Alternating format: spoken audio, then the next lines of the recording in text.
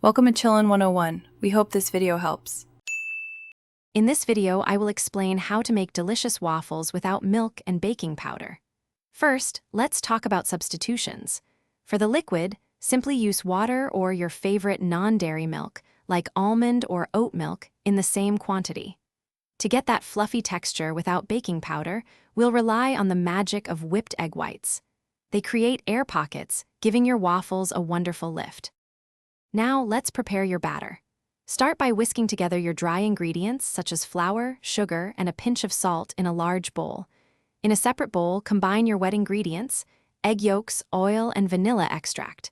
Gradually add the wet mixture to the dry, stirring until just combined. The key is to avoid overmixing. A few lumps are perfectly fine. Finally, gently fold in those whipped egg whites. It's time to cook. Make sure your waffle iron is fully preheated to a medium-high setting. Lightly grease it if necessary. Pour about 1/2 to 3/4 of a cup of batter onto the hot iron, depending on its size. Close the lid and cook until the waffle is golden brown and steam is no longer escaping, usually around 3 to 5 minutes.